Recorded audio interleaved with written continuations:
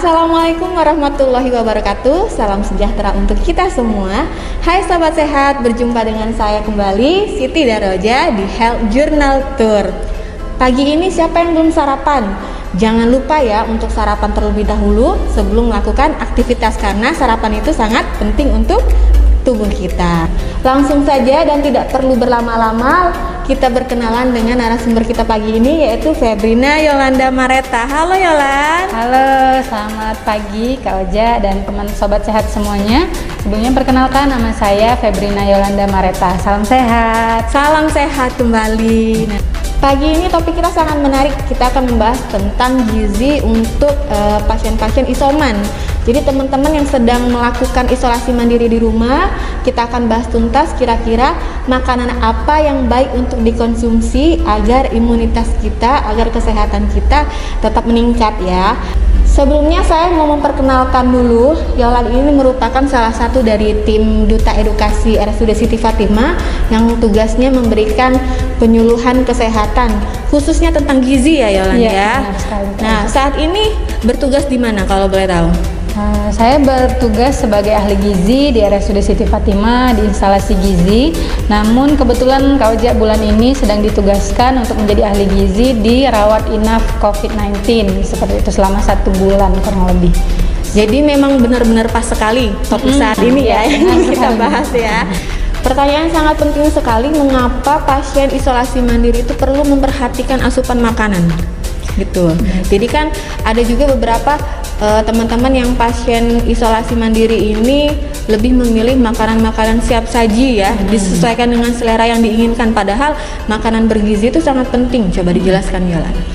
Untuk pasien-pasien isolasi mandiri ini kan Kak Oja biasanya karena gejalanya ringan hingga sedang, kemudian misalnya rumah sakit sedang overwork, berarti kan dianjurkan untuk di rumah saja. Namun ketika di rumah saja seringkali pasien-pasien ini tidak bisa memenuhi kebutuhan gizinya sendiri. Itu memang menjadi salah satu kendala. Namun tetap harus diusahakan, asupan makannya harus diperhatikan, harus direncanakan seperti itu Kak Oja, karena penting sekali.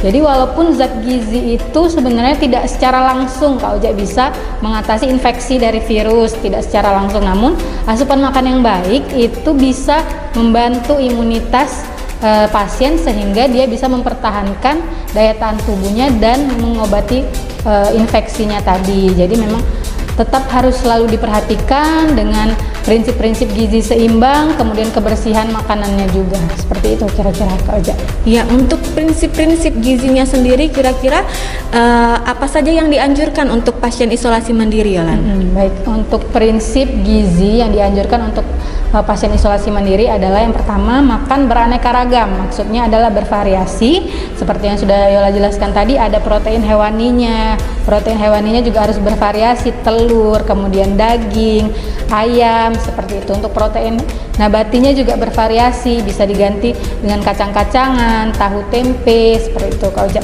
Prinsip yang kedua adalah menjaga berat badan ideal, karena komorbid, salah satu yang menjadi komorbid pasien COVID itu adalah obesitas. Jadi kadang orang kesannya kayak komorbid itu hanya penyakit jantung misalnya Kak Oja, penyakit diabetes, padahal obesitas sudah ditetapkan sebagai salah satu komorbid, sehingga mempertahankan berat badan dalam kondisi normal menjadi sangat penting bagi pasien yang terkonfirmasi. Yang ketiga adalah menerapkan perilaku hidup bersih dan sehat, karena memang sanitasi dan hygiene diri dan lingkungan tentu sangat penting ya Kak Oja untuk selalu diperhatikan, terutama untuk pasien-pasien yang sedang terpapar infeksi. Seperti itu kira-kira Kak Oja. Nah, ini peringatan untuk teman-teman kaum rebahan ya. Jadi jangan lupa untuk tetap menjaga pola makan, khususnya diet, jangan sampai obesitas. Iya, betul. Kelewatan sekali. Jadi obesitas.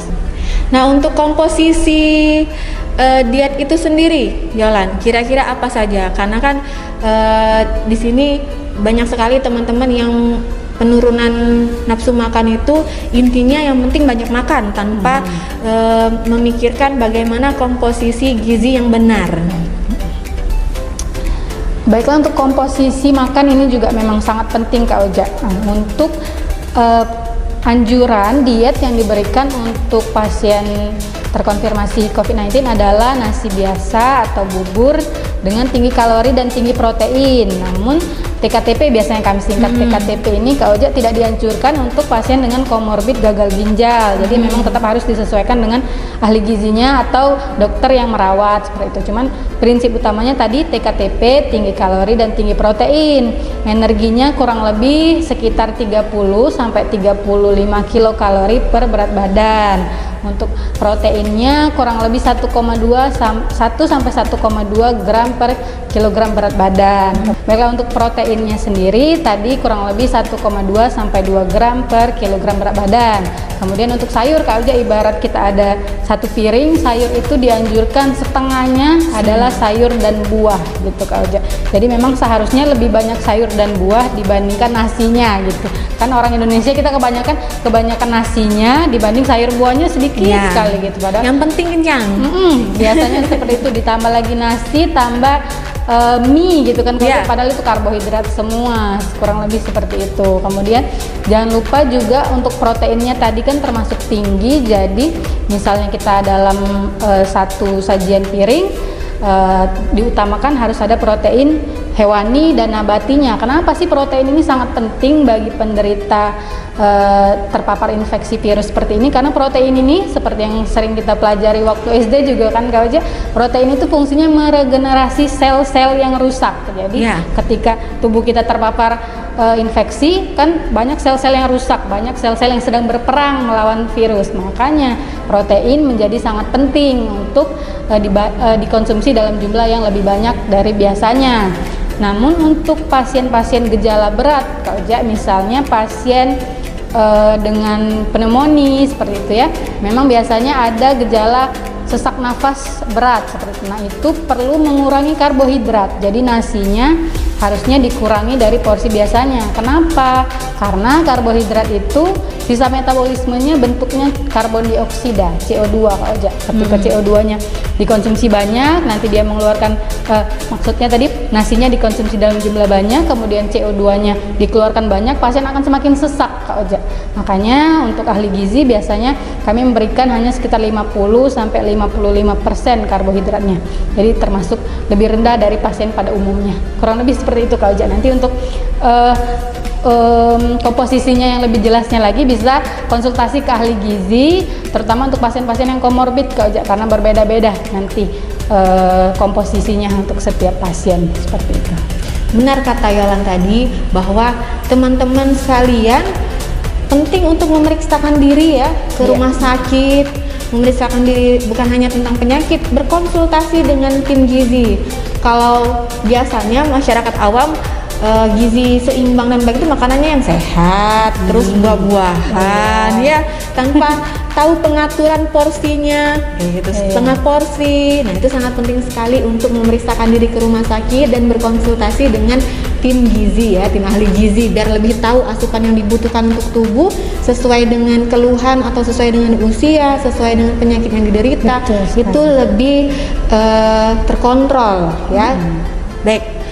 Apa saja yang perlu diperhatikan Yolan dalam pengolahan makanan pasien isolasi mandiri ini? Baiklah sahabat sehat, saya akan memberikan sedikit tips tentang kunci keamanan pangan. Jadi untuk pasien-pasien yang terisolasi mandiri tetap bisa memperhatikan kebersihan terutama dalam pengolahan makannya. Yang pertama adalah ketika memasak atau mengolah tetap gunakan air bersih dan yang mengalir.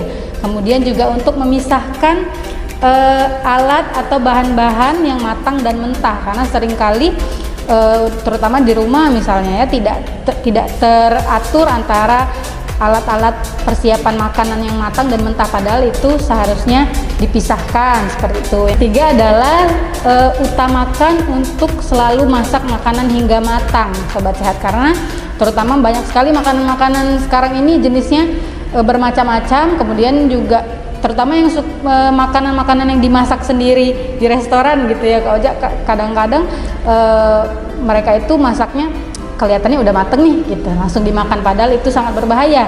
Jadi teman-teman selalu upayakan untuk masak makanan hingga matang, kemudian masak dan simpan makanan pada suhu yang tepat. Ketika kita sudah memasak biasanya kan didiamkan Kak Oja ya. Nah, itu penting sekali, standarnya makanan yang didiamkan di suhu ruangan itu harus selalu di atas 60 derajat Celcius. Namun ya seperti itu. Yang bisa kita lakukan adalah ketika makanan sudah matang, didiamkan sebentar, kalau bisa langsung dihabiskan, sehingga makanan tidak berada pada suhu yang lebih rendah lagi, yang bisa membuat bakteri semakin banyak di dalam makanan itu, Kak Oja. Jangan lupa untuk selalu mencuci tangan dan mencuci bahan makanan sebelum kita mengolah. Penting sekali itu, Kak Oja. Kurang lebih seperti itu prinsip keamanan pangan yang bisa diterapkan oleh pasien isolasi mandiri. Iya, tetap patuhi prokes ya. Kan salah satu anjuran dari prokes itu tuh cuci tangan. Jadi jangan asal comot. Biar iya. Kita tidak tahu kan bahwa bakteri juga bakteri dan virus juga menempel di makanan ya, Yolan ya. Sekarang gini, gizi sudah terpenuhi. Terus badan juga terasa lebih fit. Apakah masih perlu untuk mengkonsumsi suplemen vitamin? Baiklah, pertanyaan yang sangat menarik, Kak Oja. Dari dulu juga suplementasi vitamin ini agak kontroversi di dunia. Iya, benar sekali. Gizi terutama ya, Kak Oja, karena sebenarnya makanan-makanan yang sudah kita asup itu sudah cukup untuk memenuhi mikronutrien, misalnya seperti vitamin C, vitamin D itu juga bisa kita dapatkan dari matahari. Kemudian jeruk saja untuk 1-2 buah sebenarnya sudah cukup untuk memenuhi asupan harian. Namun klaim dari merek dagang yang memperjualkan misalnya suplementasi vitamin C itu kan sangat gencar sekali. Mereka memberitahu bahwa ini vitamin C-nya dibutuhkan untuk meningkatkan imunitas seperti itu, padahal sebenarnya dari makanan pun sudah cukup. Namun tetap diberikan catatan, dokter seringkali memberikan suplementasi vitamin, misalnya vitamin C sekitar 500 mg per 12 jam seperti Kak Oja, itu memang diperbolehkan, tapi atas saran dokter, karena memang ketika kondisi infeksi diperlukan sekali vitamin C untuk meningkatkan imunitas. Namun untuk masyarakat pada umumnya belum dianjurkan secara bebas sebetulnya, Kak Oja. Tetap harus dikonsultasikan ke dokter. Kemudian dokter juga seringkali memberikan suplementasi zinc. Zinc itu bisa memperlambat replikasi virus. Namun tetap seperti yang sudah Yolanda sampaikan tadi, harus sesuai dengan anjuran dokter. Vitamin D juga seringkali diberikan. Namun kan vitamin D sebetulnya bisa didapatkan dari sinar matahari, kemudian juga dari makanan juga sebetulnya sudah banyak. Jadi untuk suplementasi selalu konsultasikan dengan dokter terkait seperti itu. Iya, obat perlu dikonsumsi, vitamin juga perlu dikonsumsi, tapi harus sesuai dengan anjuran dokter ya. Betul sekali. COVID-19 ini kan salah satunya menyerang imunitas tubuh ya, selain komorbid yang dimiliki oleh pasien-pasien yang lain. Untuk makanan yang bisa meningkatkan imunitas tubuh ya, apa saja kira-kira? Baik, makanan-makanan yang bisa meningkatkan imunitas tubuh itu sebetulnya banyak sekali, Kak Oja, karena setiap makanan sebetulnya mengandung vitamin dan mineral. Namun yang sedang kita butuhkan ketika terinfeksi virus adalah misalnya yang pertama sayuran yang berwarna hijau. Semakin hijau, Kak Oja, maka kandungan karoten namanya itu semakin banyak yang dapat meningkatkan imunitas kita. Misalnya banyak sekali sayuran berwarna hijau, ada sawi, misalnya kangkung, singkong, itu juga boleh. Kemudian untuk buah, semakin buah itu berwarna merah atau bahkan berwarna orange atau kuning, antioksidannya akan semakin tinggi. Banyak sekali, misalnya buah-buah dari mulai mangga, jeruk, pisang, semangka, itu kan warnanya cenderung orange, kuning atau merah seperti itu, Kak Oja. Itu memang sangat dianjurkan karena untuk kandungan vitamin dan mineralnya cukup tinggi dan sangat dianjurkan untuk pasien-pasien yang membutuhkan imunitasnya lebih baik seperti itu. Sobat sehat, seperti yang dijelaskan sama Yolang tadi, bahwa makanan yang bergizi itu sangat penting. Mengkonsumsi buah-buahan maupun makanan yang lainnya, bukan hanya pada saat kalian terkonfirmasi positif baru kalian mau mengubah pola makan ya, menjadi lebih baik. Tapi saat ini untuk berjaga-jaga, antisipasi juga harus dibiasakan mengkonsumsi makanan yang baik ya. Kemudian Yolan, selain memperhatikan makanan dan gizi, kira-kira hal apa saja yang perlu diperhatikan untuk teman-teman yang sedang melakukan isolasi mandiri? Baiklah, sobat sehat semuanya, selain memperhatikan pola makan, kita juga harus memperhatikan pola hidup, Kak Oja. Pertama adalah untuk menjaga istirahat kita cukup minimal 5-8 jam untuk tidurnya. Kemudian kita juga harus bisa mengontrol emosi sehingga tetap rileks Kak Oja. Karena memang ketika kita rileks maka imunitas kita juga akan terjaga seperti itu. Kemudian selanjutnya perlu juga menjaga hidrasi tubuh untuk minum minimal 8 gelas sehari, atau lebih jelasnya lagi kurang lebih 30 sampai 35 ml per berat badan seperti itu Kak Oja. Cuman untuk secara general kita bisa minum minimal 8 gelas per hari. Jadi selain memang pola makan, kita juga harus memperhatikan gaya hidup, aktivitas fisik juga. Jadi walaupun kita isolasi mandiri nih Kak Oja, tetap jangan cuma duduk aja di rumah, jangan rebahan aja. Itu memang harus dikurangi. Jadi misalnya kita 30 menit sekali perlu berjalan keliling-keliling rumah atau keliling kamar, kemudian juga bisa melakukan olahraga intensitas ringan di kamar, yoga misalnya, kemudian bisa misalnya buka YouTube, kemudian ikuti workout yang ada, itu juga bisa. Jadi memang jangan sampai kondisi kita menjadi semakin lemah karena isolasi mandiri seperti itu Kak Oja. Sekarang kan sudah banyak sekali ya seperti workout yang bisa dilihat di YouTube. Jadi teman-teman nggak perlu pusing-pusing untuk melakukan aktivitas di rumah. Ya bisa melakukan olahraga ringan, terus memanajemen stres ya tentunya. Lakukan aktivitas atau kegiatan yang teman-teman sukai. Rebahan itu salah satu aktivitas yang disukai, tapi jangan terlalu sering rebahan. Tubuh juga perlu gerak ya. Begitu. Mungkin Yolan ada pesan-pesan yang mau disampaikan? Kita sudah ada di penghujung acara, ini sudah tidak terasa ya. Sangat menarik sekali soalnya topik pada hari ini. Silakan Yolan. Baiklah, untuk sobat sehat di rumah, saya sebagai ahli gizi di RSUD Siti Fatimah memberikan saran untuk teman-teman untuk mematuhi prokes. Itu adalah yang utama dari kita semua sedang melawan pandemi ya Kak Ojo ya. Jadi memang untuk selalu mematuhi prokes. Kemudian untuk seperti yang sudah saya sampaikan tadi, lakukan prinsip-prinsip gizi seimbang yang disarankan oleh ahli gizi maupun dokter yang merawat, karena penting sekali imunitas kita juga bisa dipengaruhi oleh asupan makan. Kalau misalnya kita asupan makannya banyak sekali garamnya, banyak sekali gulanya, banyak sekali minyaknya, itu tentu hormon kita akan bekerja lebih keras, metabolisme kita jadi tidak maksimal, sehingga imun kita malah menjadi semakin buruk seperti itu Kak Ojo. Jadi memang harus selalu diperhatikan. Yang selanjutnya juga adalah cuci tangan sebelum makan, sesudah makan, sebelum dan sesudah melakukan aktivitas. Kira-kira seperti itu Kak Ojo. Semoga kita selalu dalam lindungan yang Maha Kuasa sehingga bisa sehat melawan pandemi ini. Seperti itu. Teman-teman harus ingat disiplin mematuhi prokes, karena dengan mematuhi prokes teman-teman sudah menjaga kesehatan diri sendiri dan juga kesehatan orang lain ya. Baik Yolan, terima kasih banyak atas waktunya. Jangan kapok, nanti kami undang lagi dengan pembahasan topik yang lain ya. Semoga hari ini informasi yang diberikan oleh Yolan bermanfaat untuk teman-teman semua dan bisa segera dipraktekkan oleh teman-teman yang sedang melakukan isolasi mandiri di rumah ya. Tentunya jangan lupa teman-teman untuk tetap mengikuti informasi-informasi terbaru yang akan kami sampaikan di Health Journal Tour kali ini dan untuk seterusnya ya. Dan jangan lupa untuk subscribe channel YouTube kami RSUD Siti Fatimah dan juga follow Instagram kami RSUD Siti Fatimah Provinsi Sumatera Selatan ya.